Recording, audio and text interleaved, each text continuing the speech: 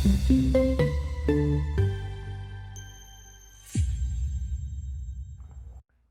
everyone, welcome to Dental Health 360. Thanks for logging on right now. We are really excited to have this podcast with you guys today and share all of the knowledge with our guest speaker, Dr. Brandon Mack. He is an amazing cosmetic dentist, and he came down for the day to have an off-the-cuff conversation with us. So get ready. This episode is going to be one of the deepest episodes that we're going to have thus far. We're getting deep into dentistry, the genesis of our paths, and the passion behind this profession, what led us here, the future of this profession, and more. So thank you so much, Dr. Brandon Mack, for coming. Yes. Thanks for having me. Thank you for coming, brother. Thanks for having me. It is an honor to have you on this podcast, and I'm so excited. I've been excited since we talked about it. My brother, I appreciate you Thank guys you so having me. much. I appreciate you guys having me. Since we started this podcast, honestly, it was like the first person I told Oscar, I was like, I need to get Brandon on. And I was like, we need a couple more followers, and then let's bring him on. So we're ready to go. And Brandon, thank you so much. So your artistic talent, your passion, it does not go unnoticed. And that's why we're so excited to have you here. And there's a lot of dentists who, they look up to you. I'm curious to hear about what led you to dentistry and where do you see the future? Well, it's an interesting question about what led me to dentistry. I'm a firm believer that wherever you are in life is where you're supposed to be. And when I first started out, I was really big into mathematics, engineering, all of these things in high school, because I went to a boarding school where that was the biggest focus. And I ended up in New Orleans to go to college at Xavier University, and all of my friends, they were into medicine. And when it came time to write the personal statement, I really had no idea what it is that I wanted to do. So some of my frat brothers was like, hey, what do you think about dentistry? And at the time, the answer was like, nothing. I know nothing. And I had an opportunity to go over to the office of this lady named Dr. Creer. She was like the person in the entire community, and she happened to be a dentist. So I went to work with her, and when I saw how she operated and how every single dentist who was there, they ended up going off doing their own thing, it was inspiring to me about how she was able to not only connect with people, inspire people, but connect with her community. And that was my introduction. Funny enough, now that I know what a crown prep is, I had no idea. Can you imagine the first procedure that you see is crown preps on 8 and 9? And so I wasn't mature enough for that. You were like, what is happening right now? Yes, I wasn't mature enough for this. So when you see those two front teeth shaped down to like little cones, you're like, wow. And then you see the temporaries go in and you're like, man, this is cool. Right? And Instantaneous. yeah, for sure. And so it was something that just kind of happened in the universe move, and that's where I ended up. But when it comes to the future, I think we're in the middle of a dental renaissance where a lot of things are happening, and we are able to create anything that we can think. The materials are getting better, the technology is getting better, but more importantly, I think culture is starting to shift. I watched your show with Dr. Limongello, and you guys were talking about how you guys bring people in for the consults, but I think what's happening right now are patients are already culturally aware of what's possible in dentistry. Right. And that interest is pushing the industry forward. Especially with social media. With social media. Right. Because everything is connected. And I feel like it's very difficult for us to even keep up with the demand of what the patients want. I think it's wide open for the future of dentistry, and we have some young titans coming out. I see what's happening. In a lot of industries, people feel like you have to pay dues, right? Oh, put in your work, go through the ranks. Yeah, right. But these kids are coming out with a certain superstar power behind them that I think is going to be very potent in the future within the next 3, 4, 5 years. But that has a lot to do also with there's more exposure, right? Yeah, So no doubt. Back when I graduated in 2009 and I was a dental student starting in 2005, we didn't have social media. We didn't have, we barely had cell phones. We had that Nokia, the brick phone, that never broke. Yes. Yeah. But, I didn't know about the APAs or the Limongellos or the aesthetic advantages at that time, right? They were, APA graduated a little bit before I started dental school. So with the current trends in social media, there's more exposure to photography. There's influencers that are constantly on camera. They're more focused on their facial aesthetics, their oral aesthetics, and they're trying to look better and enhanced for the camera as well as for promoting themselves, their own brand. So what we're seeing is a shift in that swing where before it was more oral health based, and we're seeing more of a cosmetic trend because of social media being so prominent within all societies now. When I was in school, I'll tell you, being a cosmetic dentist, that term, they almost didn't really allow us to use it. Yeah. They said that's not a specialty, it's not a recognized specialty. Right? Yeah. I remember that. What is that? Should be that. And so that actually deterred I agree. a lot of students from thinking like, okay, maybe I could do this one day. Yeah. You know? I've noticed a shift. Like people shy away from the word cosmetic dentist, and a lot of us don't like to use it, right? And everyone says I'm an aesthetic restorative dentist. But the cultural pressure and the shift in what it is that the population is asking for, there is a big void where I think someone has to step up in that window and own it and say, I am a cosmetic dentist. Right. And now the mindset has shifted away from, oh yes, we're gonna be focused on here's the problem, here are the benefits of treating the problem, here are the consequences of not doing anything. And by the way, let me provide you with 3 or 4 solutions. What would you like to do? Now it is more about how can we tap into the story that a patient is trying to tell because they're coming to you wanting something. And so, yes, the aesthetic, restorative dentist and the facially driven aesthetics line is like, that's there. But what about thinking of ourselves as plastic surgeons and changing the conversation in dentistry now? And now we open ourselves up to a whole different approach to explore what is possible. And I say that in my office a lot. It's about exploring the possibilities. And on a subconscious level, I feel like that represents something bigger.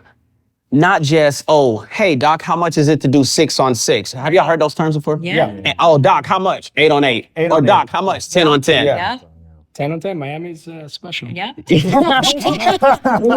Doesn't matter what you got. You got 20. You got 20. That's Yes. what I mean. No posterior teeth. Yeah, no, it's 20. And now it's more about tell me a story. Tell me. And and opening up exploration of what is possible.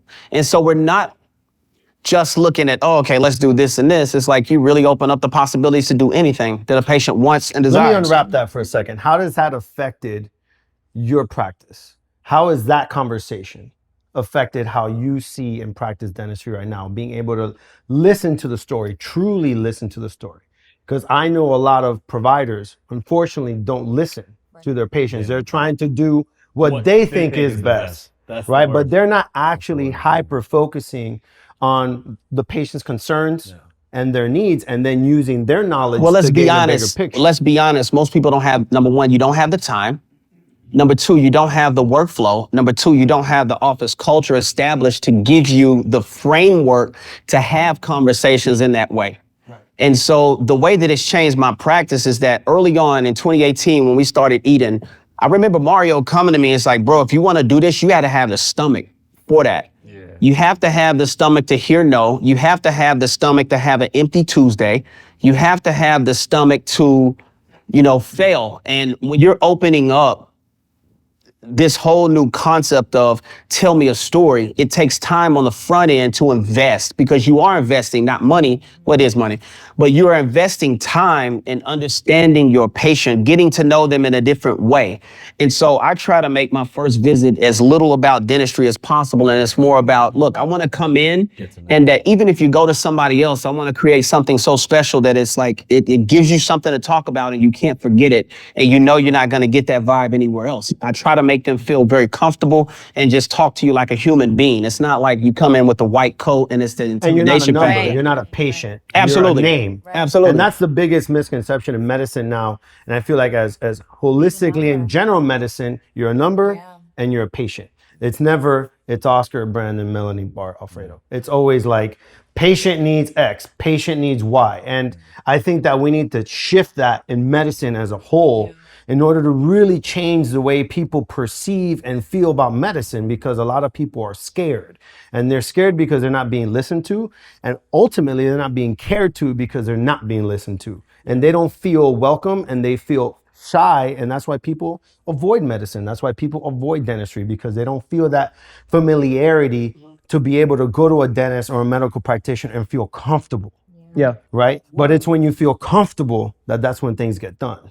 Another thing that I have to add to that is that, for example, my experience, what I see here in Miami, touching cosmetic dentistry. A lot of people are like, oh, I do cosmetic. Almost every dentist right now is a cosmetic dentist.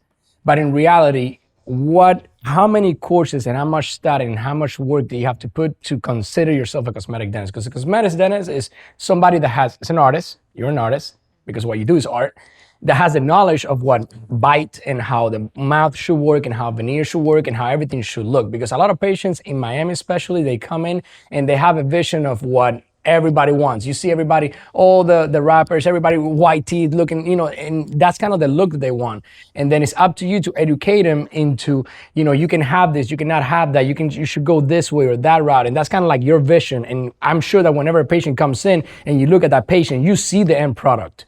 I'm 100% sure you see it. You follow what they say, you listen to them, but that's, go.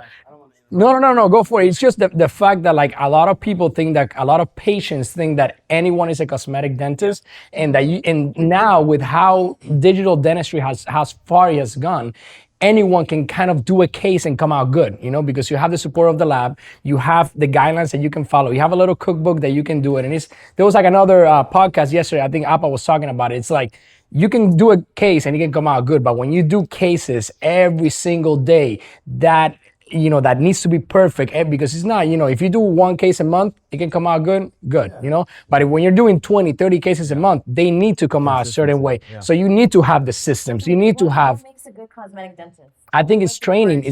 You need to have a skill, obviously, but then you need to train that skill and you need to train your eye. And not every dentist is the same. And that's the biggest thing, that a lot of patients go like, oh, you're too expensive, I'm gonna go down the block. He's gonna do it for cheaper. He's not gonna do his work for cheaper. Like, your work is your work. No one is gonna be able to copy that. No one is going to be able to get to your level. And and whenever you show patients pictures, and I've shown my patients your photos, and I've been like, you want this, you want this, like this costs me, like, because there's a lot of talent, a lot of work behind it, and it's in time. And a lot of people think that they can go anywhere and can get it done for cheaper. Yeah, it's going to look, you pay less, you're going to get what you pay for, and the talent that you.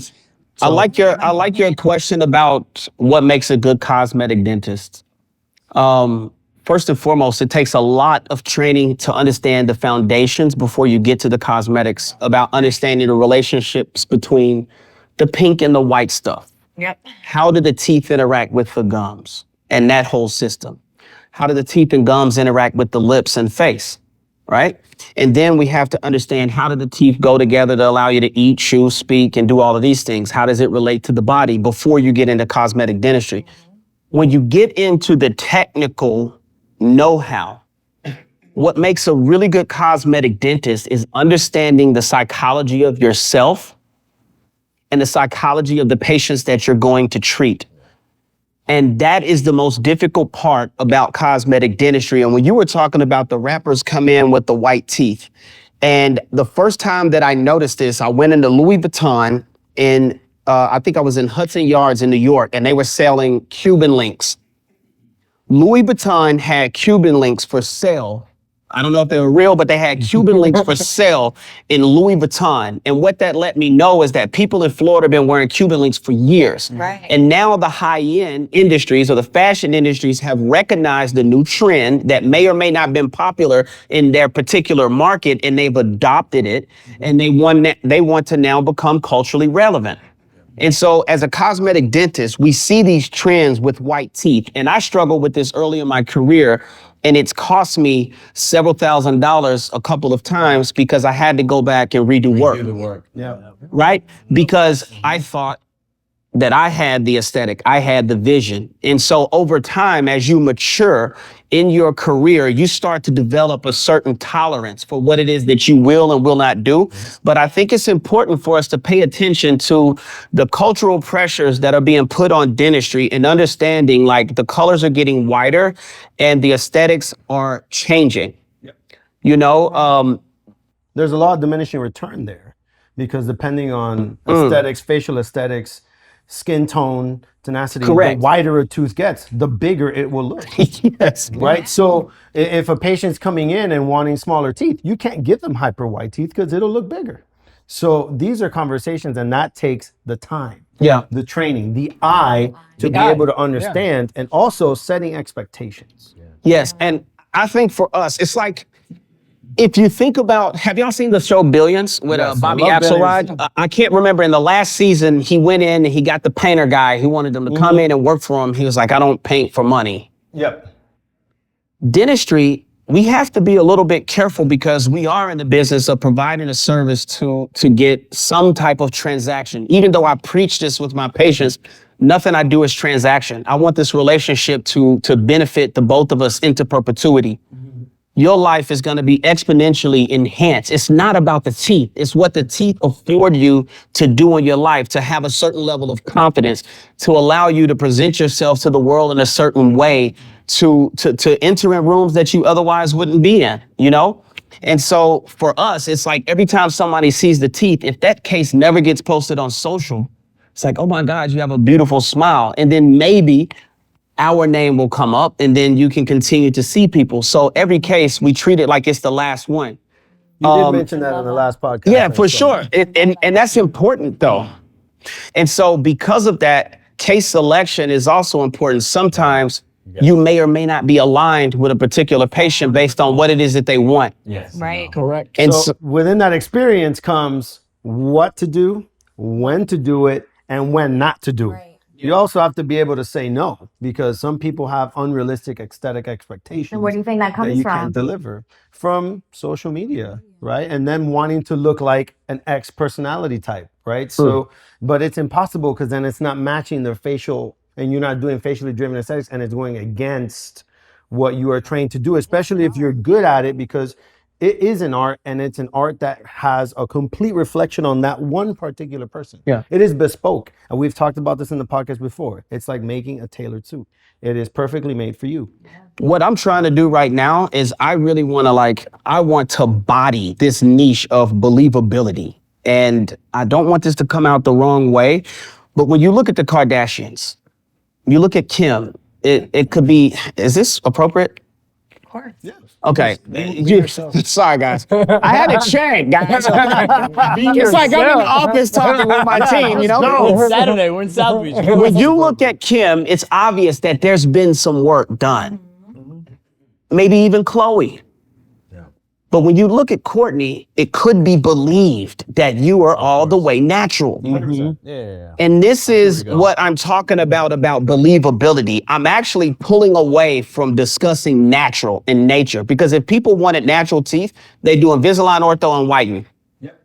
And I think what people want is, we want to understand which elements of natural teeth are we going to preserve? The shapes, the positioning, the arch form, the bite, the function, and which elements are we going to bring in? Because I don't know about y'all, but I've never whitened a person's tooth to 0 and 3, 0 and 2, 0 and 1. Never. It will never happen. And so now the conversation is, I tell my staff, right? Information is the currency. Get in there and get that information for me. And they say, well, how many questions do I ask, doc? Enough for us to know how to guide them to meeting their expectations without violating function, occlusion, longevity, and biology. So you know you can predict questions, objections, and jewels. Predict the questions, know the objections, and what are the jewels that are going to allow us to establish rapport and connect with the patients. And so when they go in there, you know, they're interviewing the people as they're interviewing us to see if it is a good fit. And most people want to know, oh, doc, can I just do the tops? Well, what question are you going to ask, Bart? No. Well, what are you going to say? Can I just do the tops? Maybe. It depends on the what you want bite. to do. What's your end goal? I need more. What are you trying to do? What are you? Information. Yeah. My next question is, tell me a little bit about color. How important is that for you? 100%. Right? If I were to make your teeth beautiful shapes in the perfect position, beautiful gums, support the lips, but I made them exactly the same color as your lower teeth, and then I pop the video up on the screen and all you see is, right? You see all the lower teeth. Would you be happy? They won't. And if they say, you know what, doc, I think I would, you might be a candidate for that. Yeah.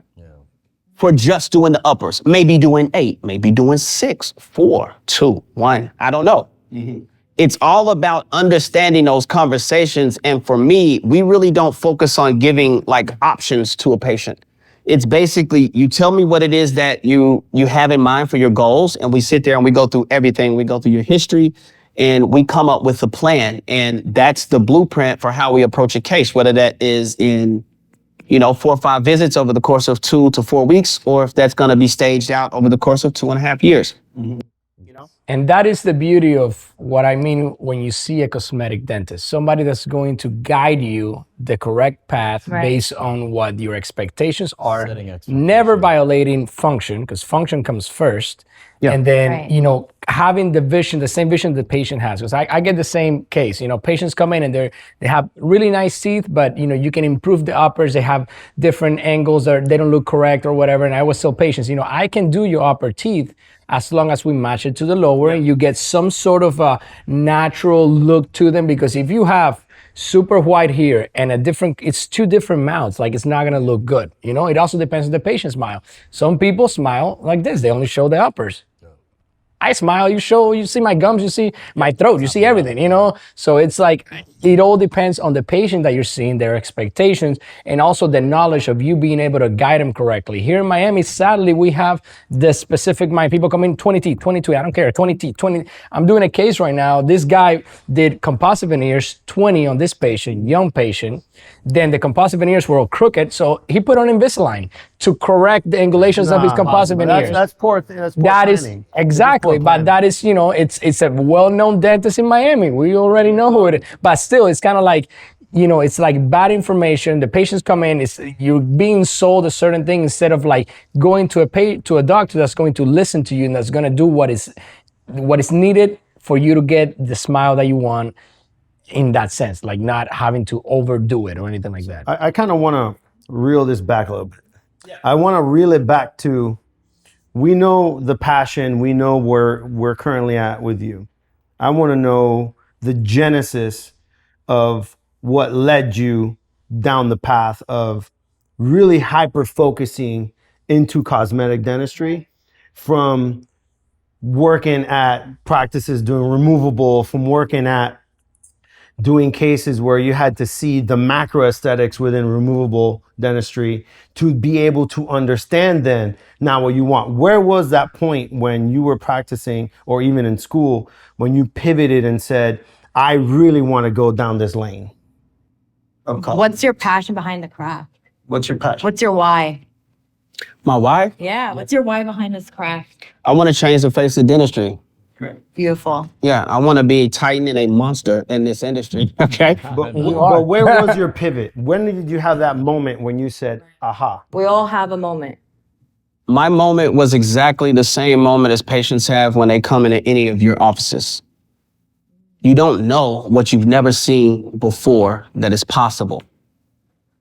And the moment that I saw what was possible in dentistry and bringing it into the personal life, when I saw that, being able to be in different places and do a certain type of dentistry that was truly life-changing. Not just saying I want to change people's lives because I got them out of pain. That is incredible. But I'm talking about being able to connect with changing a person's attitude about how they feel about themselves for real.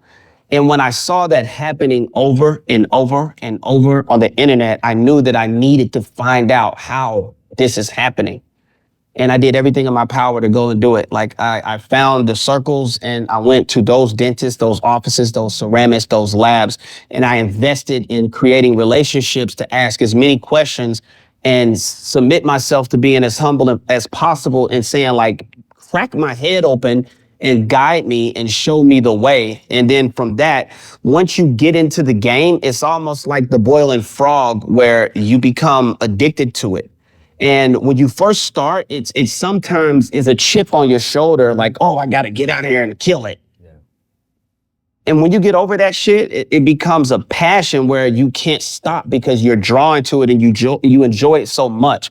It's almost like a drug. When you get that first endorphin hit of seating a 10-unit case and you're doing the water try-in and you see the water hit, you try the veneer in, the feldspathic, and then you drip the water and it blends into the tooth. Perfect. and you hit one of these with your staff. That's the drug. You're like, oh, That's wow. the drug. And you're trying to be professional, and then you walk to the office and you're like, You do that. You do that slam dunk. okay. You drop money. You're more excited than the patient. That's the feeling, that endorphin rush. Yeah. And early on, you have to be able to tame that too, because you can't get too high on the highs, because if you do, you got to get low on the lows, because you'll crack a veneer if it's 0.1 millimeter when you're trying to cement. And what do? How do you handle yourself? Because the patient's eyes are as big as round. They're watching you, your assistant's looking you in the eye, and you're telling her or him, media. Okay, I just gave away my word in the office. I hope my patients are on out here. You hear me say that? You know what that means. But we've all been there. I had one perfectly seated, all the way done, 8 and 9, rinsing the etch off down the sink. Yeah. And it's like, and at that moment, you just got to be able to like stay focused. I just kept. Yeah. And then my assistant's in the other corner, kind of undoing the plumbing to get it. And then I saw her all of a sudden. And then she went to the lab to disinfect and do everything prior to anything. But to answer your it's that question, moment that you have to be calm. Yeah. I want to answer your question directly and tie it down to the moment. Great. There were two. When I saw Apple on the internet doing what he was doing, and then the second moment, Eduardo Aguiar put up a post in 2014, and I think it was a needle and a piece of thread, and he put up a post, and I was like, how is this dude taking pictures like that? It's just like crazy. Then I sent a message to him. This is before like Instagram was like going crazy.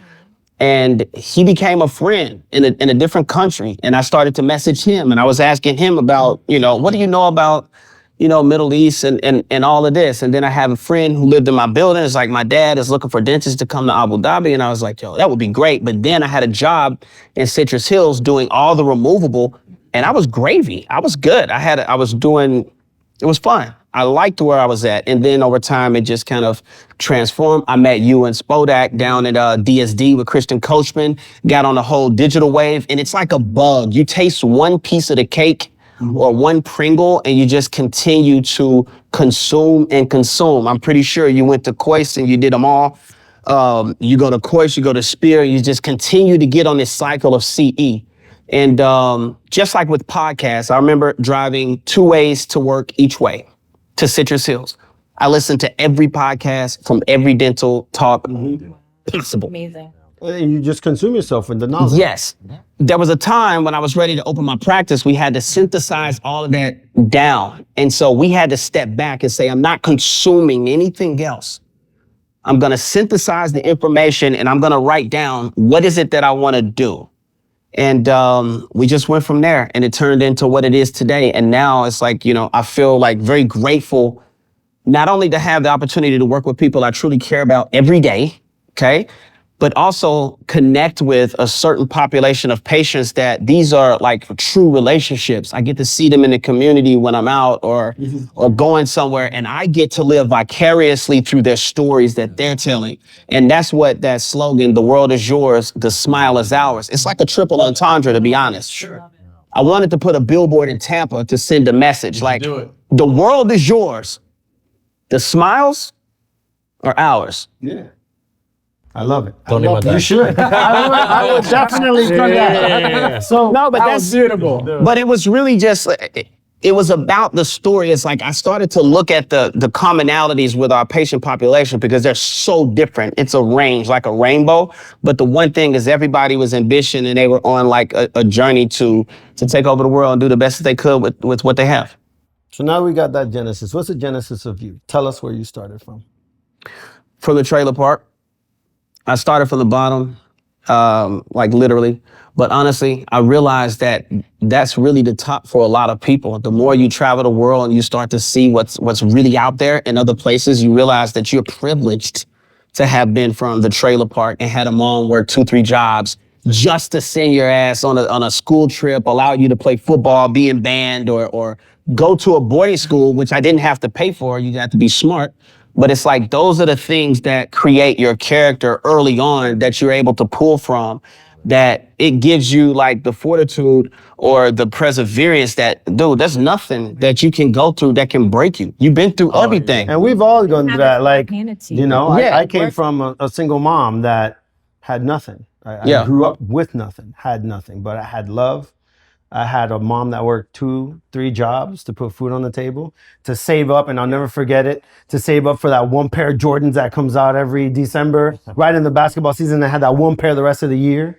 But she worked her ass off to provide that. Yeah. And what drove me in dentistry and in my life was understanding the difficulties that she went through that I never wanted to face. Right. Right. Ultimately, my mom passed away a couple of years ago, and it also changed my life completely. Right, because it makes you really, really, really want to appreciate life and live to its fullest every single day. Yes. Right. But it's those hardships. It's that time when I was a kid, and I remember when I got out of dental school and you started making a little money and you started getting a little flash. And I remember my mom was like, "Don't forget where you came from." You know, I'll touch on that too, because you get survivor's guilt. Whenever you've had all of this pressure on you and you get a taste of something, then you're like, damn, like, you know, am I supposed to be doing that? Yeah. Like that? And you have this survivor's guilt, and you're coming out of survival mode, and you really don't know how to, like, you know, fit into your place. And then you get to a point where you go through your own personal renaissance and you grow, and you're no longer surviving. Now you're looking internal at some of the challenges that you're dealing with, and you have to look yourself in the mirror and decide, like, who am I at my core, you know, and what is my place in this world, and who do I want to be? But those are conversations that I had early on and often. Like, I spent all of my time like looking at, what do I want to do? Who do I want to be? What do I actually enjoy? And so now, how do I use dentistry as a leveraging chip to put me in that position? And so before, I had to compartmentalize a lot of my life. This was dental school. This was college. That they were different. This is home. This is personal. And now I'm at the point where decompartmentalization makes it easier. It's like, you know, what you do to provide a living and what you do for fun can be the same thing. And if that happens to be the case, you should consider yourself, you know, lucky. It's true. Blessed is the word I was going to Blessed say. and lucky. Yeah. Yeah. That's how it should be. You should make it Yeah, life, work, everything. Yeah. And in our field, if you don't enjoy it, sadly, absolutely. you're not, you know, it's a lot of pressure. Our job brings a lot of pressure, patience, everything. So you need to enjoy the dentistry, you need to enjoy life, you need to be able to mix it, and you need to live it. Yeah. You know, you need to drink that Kool-Aid. I have a question. Yeah. Do you think cosmetic dentists find each other as threats? Competition? No, Well, You no. know It what? depends. It depends where your mind is. It depends at. on your I don't mentality. personally don't. No. We talked about this. I We've said this. think great dentists or good dentists or people that are trying to achieve greatness, because maybe you're not there, but you're getting there. Now, you said competition. Absolutely. I look at you know, when I first started out, I had my target and I was paying attention to nobody but that. And then it became like, fuck it. I'm just going to do my own shit. And I'm competing with myself from yesterday. And so, like, every case, I'm pushing the limits on every case. Like, I invest so much in having such a quality relationship with the people that we work with, ceramists, designers, labs, whatever, so that we can have the speed of communication. So I'm like, yo, what do you think about this? They can hit me in the mouth. Hey, doc, I need this from you. And the progress is so much faster when you're not worried about anyone else and competing. But I do think that is a certain, like, fabric in our industry where people they find other people as threats. But the truth is that we all got different markets. We appeal to different people. Comparing their work to others. How many dentists do you think there are in the world? Oh my God. How many? I Googled the other day. I think there's 700,003, 284,000. Wow. I think that's the number. I Googled The it. world. Yeah, because I was coming up with my top 25 cosmetic dentist list. And, My goodness. and so, like, I was thinking about it. That's like the 0.00123 or something percent. Please fact check me. My math is bad today. But I thought about that and how many people are on Earth. I don't know that number, Like 6 but billion? there's enough. Yeah. billion. There's enough. And there's enough for us to eat. And then a question I want to mention, because you spoke about it when you were on your pod again with Dr. Walter Alka on Tooth Be Told. So shout out to him in that podcast because it's phenomenal. when you're looking at that list in the beginning, Right. and you wanted to be, as you stated, and Walter made that question very well, unapologetically you. To be you, to be your true self, to be a dentist that wasn't wearing the shirt and tie, that wasn't wearing the scrubs, that wasn't wearing that. Because let's be honest, when I came out of school, you had to wear the shirt and tie. You had to wear the khakis or the dress pants and the dress and the button down, because if not, you'd be judged, right? Or before I had to have a clean shaven face. I mean, look at Oscar. He looks like he's 5 years old today. I usually don't.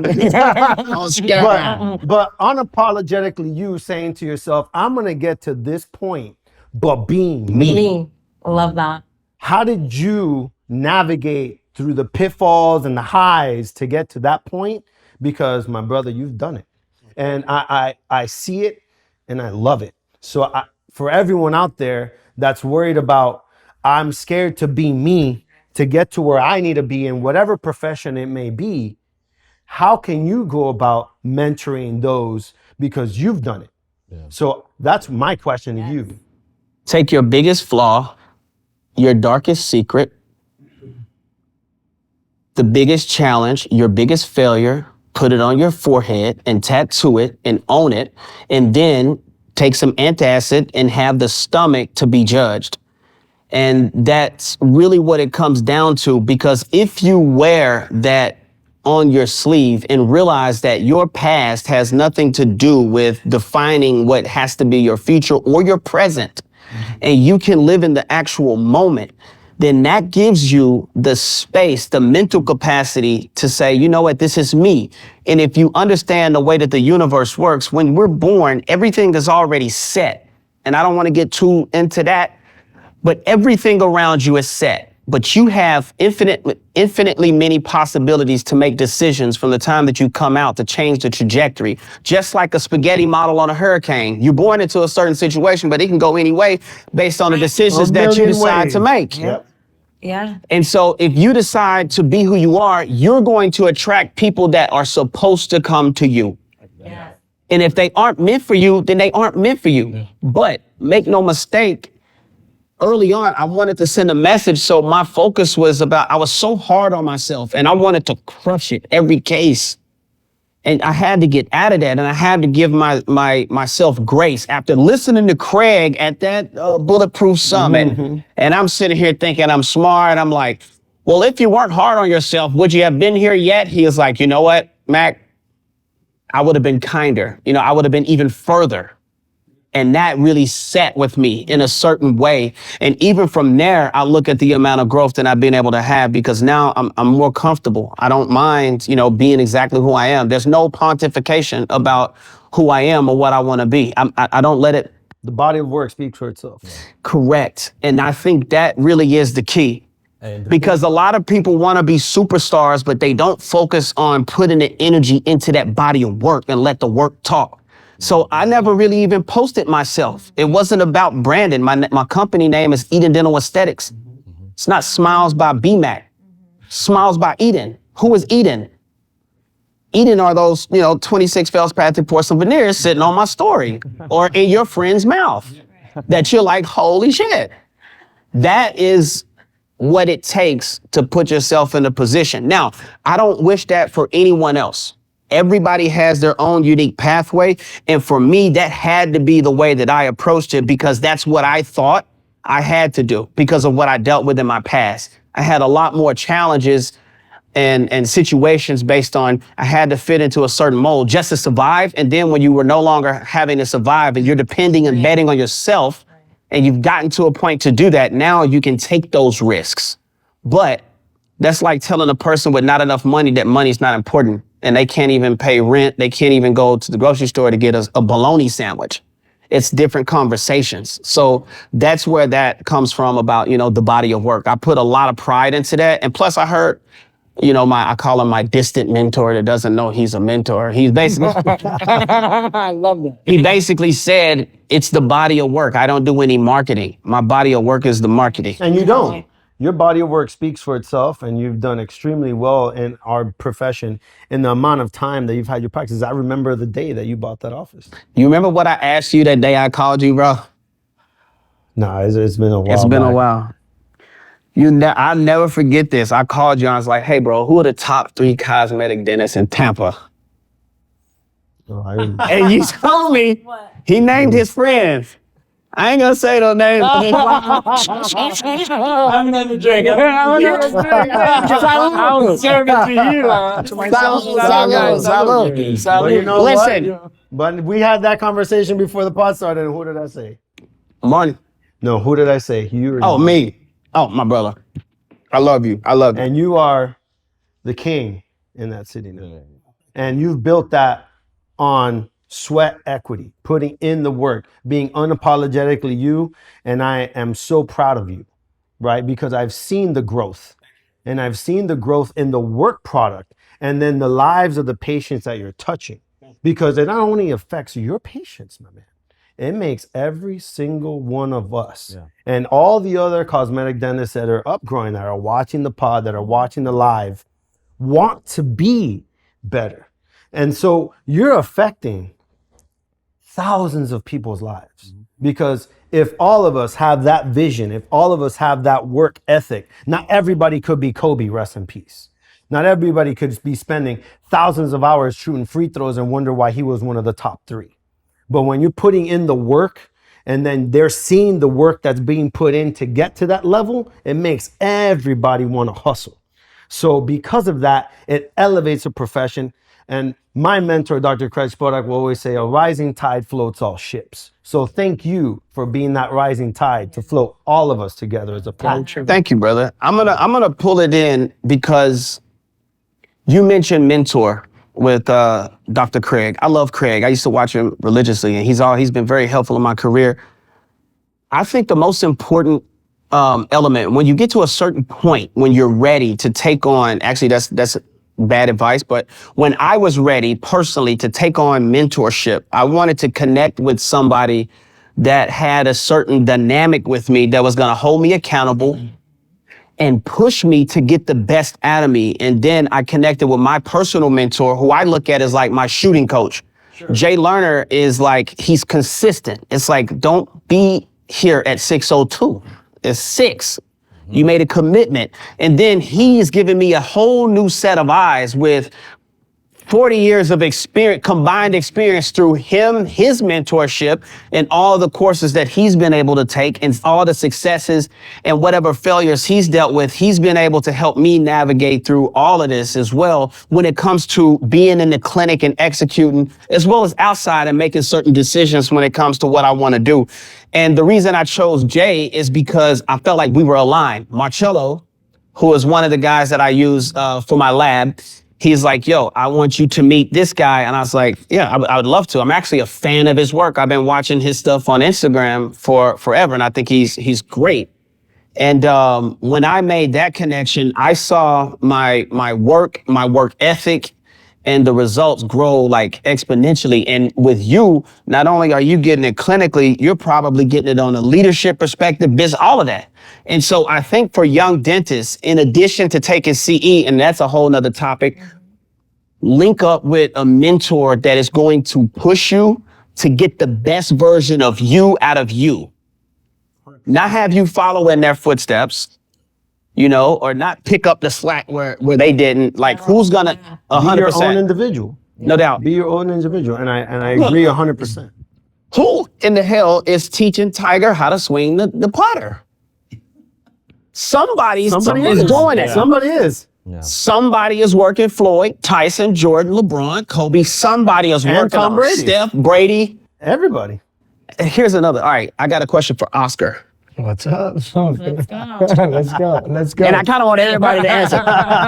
You got 2 options of coaches. You can be Pete Carroll or you can be Bill Belichick. Who are you and why? Man, you know what? I know nothing of sports. I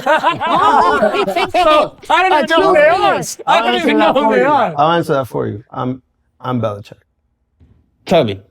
I'm Belichick because I want it to be done the right way, perfectly, executed, make systems, have everyone do it as a unison, as a team first. No individuality. And that's what's beautiful about the Patriots organization. And if you watch Josh Edelman, if you watch Tom Brady, even though they were Tom Brady and Edelman, everybody was a Patriot. And what Belichick does is that, one, he does promote fear within his own organization, but it's the fact that he's not clowning. The conversation is, you won the game, I'm going to focus on next week. Yes. You won the Super Bowl, I'm not worried about the Super Bowl. I'm worried about next year. Certain level of expectation. So, certain level of expectation where you're at the top. However, it's also having the systems in place so that everything's executed day in and day out. Because at the end of the day, like in any restaurant, you're only as good as the last meal you cooked. You could be a 3 Michelin star restaurant, but if you drop the ball on that one plate and somebody writes a review that'll tarnish your reputation, you're no longer a 3-star Michelin restaurant. French Laundry hasn't been, Le Bourdon hasn't been where it's at. They're consistent. The team focuses on consistency and execution. And when the book of work is perfectly executed, like a perfect harmony in an orchestra, it just flows. You got the word. Yeah. Right? It flows. So when you go to those restaurants and you see that when you get out of the table, the napkin's folded, or that you went to the restroom and they're following you to the restroom and they're waiting for you to come out to be able to walk you back down to the chair. Yeah. Or, hey, let's take you to the kitchen so you can see how the staff works. And it looks like a machine. Yeah. And they wonder why they're a 3 Michelin star restaurant, or they wonder why they won 6 Super Bowls. Yeah. There is no question in the work ethic, but it's a question in leadership, because it starts at the top, trickles down effect. So what you're doing is that you're leading the pack to show the dentists that are old and new how to get to where they need to be. You're helping that mold. So yes, I'm Bill Belichick because I believe in consistency. I love that. Systems to be proven day in and day out that you could do things right the right way. I'll tell you my answer, and I love yours, because everything that you said was my exact focus when we built the business. And I realized I was hitting, my forehead was so bloody because I thought that I knew the vision was so clear. I mean, we would recite the vision to be the preferred provider of dental aesthetics and luxury dental experiences. And I didn't say Tampa, period. Like, that's the focus. And I would be like, hey, it's like I'm thinking I'm Bill Belichick, kind of, what's the motto? You know? And what I realized worked for me as I matured through my whole development, I realized I had a certain level of players. If I had Brady from the beginning, and Brady in every position, I could be that. And I realized that I need to figure out how to get the best out of who I have, you know? And so I had to change my focus and my approach, and I had to be like, yo, I looked at the truth about life, and you have to realize, man, you gotta be thankful these people want to show up to work. Yeah. It's like, one day I had an epiphany. I was like, thank you for showing up. Thank you. Thank you. And people, you have to give people something to believe in, because most people are not just motivated by money. They want to be a part of something special. And I realize right now there's a window happening, and most people don't recognize that they're in their window until it's either gone, they're dead, or it's too late. And I know that something as special is happening in the industry right now. And we are definitely a part of the conversation. All of us are a part of the conversation. And it's unbelievable. I think it's building the culture, though, within your structure, within your organization. Yes. And once you have a culture that everyone supports around, that's when magic happens. 100%. Right? Because you gotta, for example, in all my cases, I post my assistant, whose name is Brandon. Yeah. I always post Brandon. Why? Because I can't do that case without Brandon.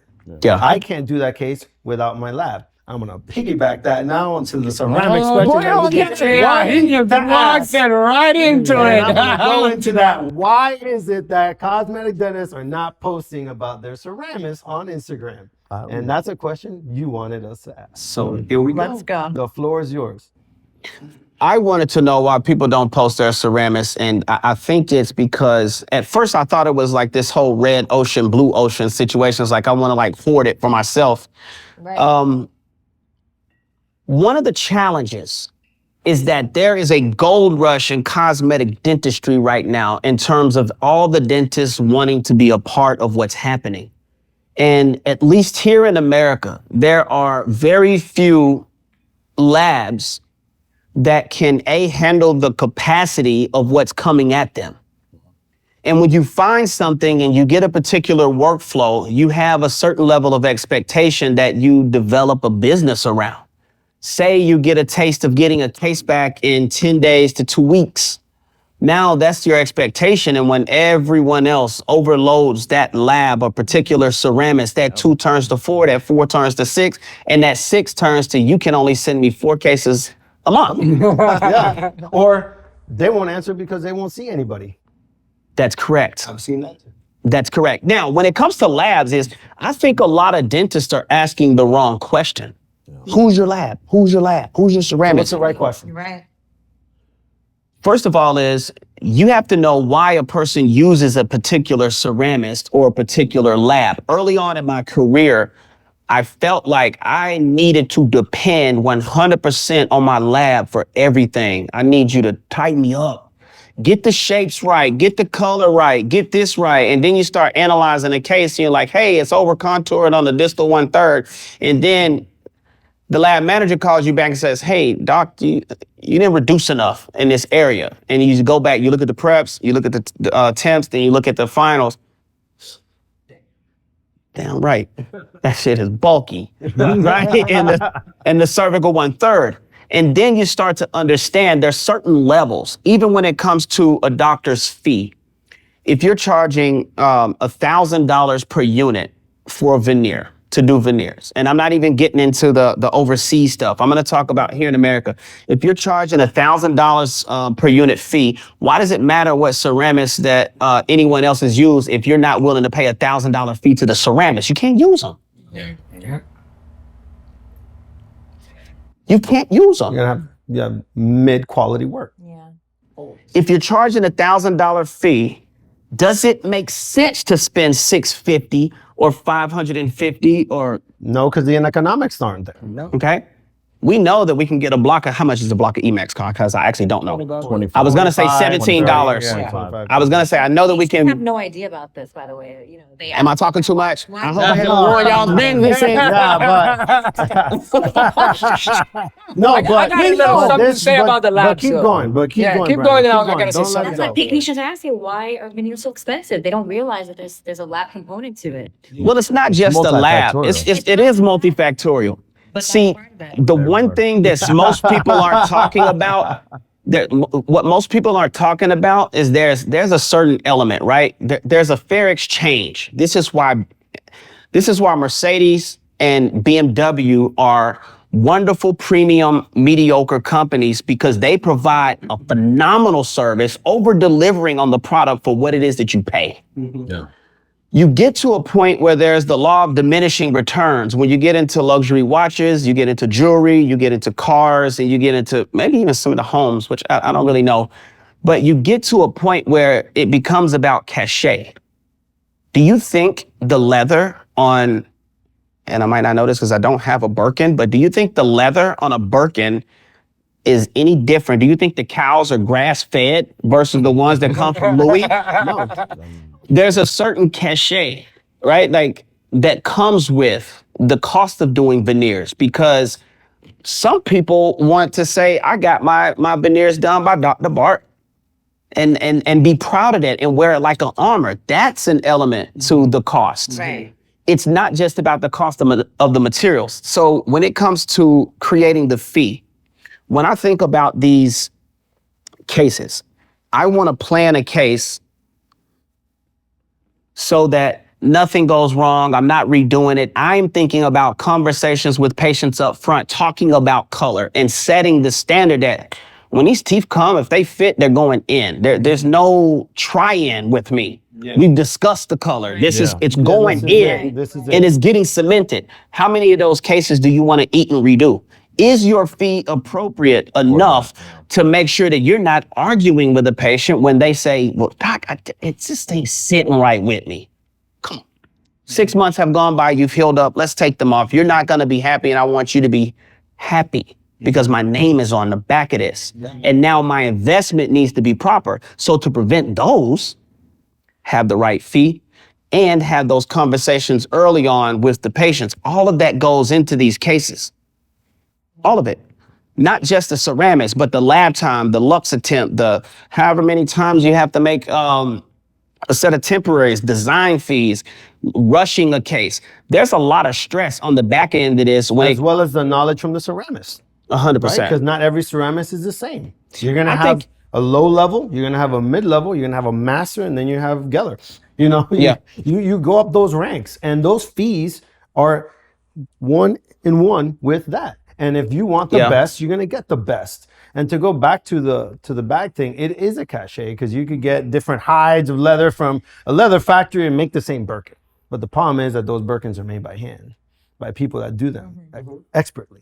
So someone's going to pay for the cachet, but they're also paying for this. So And the you could get a cachet is handmade tied to the back of craftsmanship. Correct. So you got to find that place where in your demographic and what patient base you're trying to market to, you could exponentially excel at, right? I think there's a critical point that exists. Straight and white. For 90% of the patients out there, it's good enough. It don't matter if you use a zirconia. Agreed. Why is that? What do you think that is? Patients don't know. You're the expert. They coming to you. You know? Yeah, but they don't know the difference. You're the expert. You're the dentist, right? They're coming to you for your opinion. And if you put something in their mouth and you're happy, they're happy. Because we're looking at a blown up macro scale photo of details.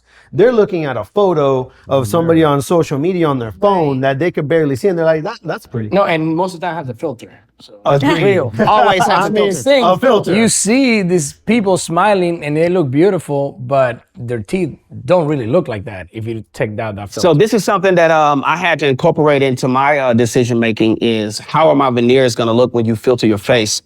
Because Instagram, and let's just say it's like, filtering their photos when you're taking selfies just is a part of life now. And so I have to think about like the density and opacity. How is this going to reflect light on a filter? Is it going to look too dense? So when deciding color, I always take that into account. And I'm always like, man, this might be a little too dense.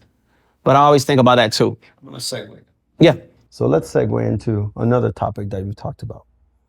Under treatment planning for the sake of being conservative. Now that we're in this conversation. So what are your thoughts on this rising trend in patients being under treatment plan because dentists are trying to be conservative instead of seeing the full holistic comprehensive plan in order to, one, listen to what the patient wanted, to give them the end result that patient wanted that you think that they deserve. But the doctor's scared. They're like, I'm going to do 4.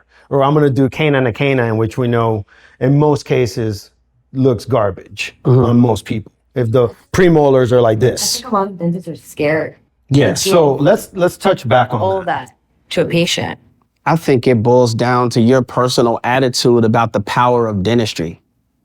And because I've been able to see the changing attitudes and the shifts in beauty and aesthetics, I know that this certain like aesthetic that a dentist has in their mind as being ideal is just not good enough anymore like it used to be 10 years ago before I got into the game and before other people got into the game. I think the attitudes and the ideals of what is beautiful or acceptable is starting to shift, and dentists just aren't keeping up with the trends. They think that maybe whitening the teeth and doing 2 or 3 bonds, unless you're, what's the guy's name? Philippe Verde, down in South, would let him do composite veneers. Yeah, because his composites are okay, it's fine. crazy. Yeah. But when it comes to like under treatment planning, I think it comes down to the dentist's personal attitude about the power of dentistry. Too many times I've been able to see how powerful and life-changing it is. And too many times I've had patients come in for revision work where there was only one thing wrong. It was under treatment plan and underdiagnosed. And the truth of the matter is it comes from a fear of being rejected and seeing $5, $10, $20,000 walk out of your door because in your mind, you're a business and you want to make the cash register ring. So you under treatment plan to hit the base knob. Going on that, because I was having this talk with a friend of mine. I think all dentists are great. And by the way, when patients come to my office, it's always bells and whistles. They know that, like, you know, I'm going to talk positively about As you dentistry. should. You know, I see a case, I'm trying to find what do I love about it. It's like, holy crap, look how good they cemented this or how they prep these teeth. Especially when you're trying to take those veneers and they're not coming off. You know? No, but going over, because I had and I want to know your opinion on it, because I had a friend of mine that he did this beautiful case. He did 6 veneers on this patient, came out beautiful. The veneer work was beautiful, but the patient needed at least 8 or 10. And then I was like, bro, why didn't you do the other 4 teeth? And he's like, oh, the patient didn't have any money. And I was like, How many years has he been practicing? yeah, he's kind of like how young. many? He's like 3-4 years. So that's, you know, came out really nice, beautiful case. And my conversation with him was, why didn't you do the ones that you needed? Because he agreed with me. He's like, yeah, he needed 2 more. And I was like, okay, why didn't you do it? Oh, the patient didn't want to pay for it. And I was like, don't charge. Yeah, I Fucking wouldn't do do it. it for you. Now, that's a tricky subject. That's me, because for me, it's about like, I want my product to be my, it's my Well, the thing name. is, he should have You can presented afford, it like, because first. I've done it. I've He done it should on have patients presented that it. I've they done can it only before. afford one. Yeah. And hey, you Same need here. 2 more. I've done it. No, I can't afford it. I'm like, you know what? Fuck it. Pay lab fee. I don't care. I'm doing 8. Like, I don't care. Like, It's I the want right your, thing to because do. it's my name. It's your I'm name with at the end of the day. that. I'm with that. 100%. I'm actually with that. I'm with that a lot. I'm with that a lot. There you go. Simple. You sound like Larry. New York City, Tampa. What's next? The world. Yes. I'm kidding, but I'm serious. It is. You know what I think is next is I feel like there's a void in dentistry right now. And not only do we want to try and, like, you know, we want to dominate the high-end, very beautiful aesthetic work here in the United States, but have a global presence. I think there is a massive void in low cost, affordable, quality, beautiful aesthetics. Because if there's one thing that I focus on, I'm paying attention to culture. When I'm getting ideas about dentistry, I'm not looking at dentists. I'm looking at Apple, Google, you know, Amazon. Well, actually, I probably shouldn't name those companies, but I'm looking at other companies. I'm looking at, you know, Rich Paul. I'm looking at what is LeBron doing? You know, what is Diddy doing? What are these other people outside of dentistry? How are they moving the needle in their industries? You know, and then I pull those type of concepts into dentistry. And when I see people willing to, with the means, to go to a nail tech inside of a garage and put on fingernail polish just to have access to this powerful ass thing that we have available, it means something is wrong in dentistry in the States. That means there's something that's missing from what it is that we're providing, because the cost is just, it's a little bit astronomical for the bottom end. And I feel like that is going to be one of the projects that I really want to be involved with, is bringing this same power of high-end aesthetics to a ubiquitous crowd. I think that's going to be next for us. Beautiful. Oh, thank you. Wow. I love this. Questions. So if anyone in the audience right now has some questions, we'll take it. I know this was Let's do definitely it. one of the longer videos. I hope you guys can see so that far, because I can't see anything right now. There's some people who they had to go in and out. I mean, we're going to be posting this on YouTube and our podcast. So if you guys have any specific questions, if you're cool with it, reach out to Dr. Brandon Mack on Instagram. Please. We're going to put his Instagram in the links and in the descriptions. Again, I'm Dr. Melanie Rosalia. 1 second. I want him to say one more thing. In closing, if you were to tell somebody up and coming that One is piece from of advice. the School of Hard Knocks, one piece of advice to get through that community college and LSU and create a brand, what would you say? Fuck them. That's right. I love it. Hey, cheers, Dr. Brandon Mack. Thank Here you we so go. much. Thank you so much. I appreciate all of you, and thank you so much. I should have said something you. more nice, but I love that.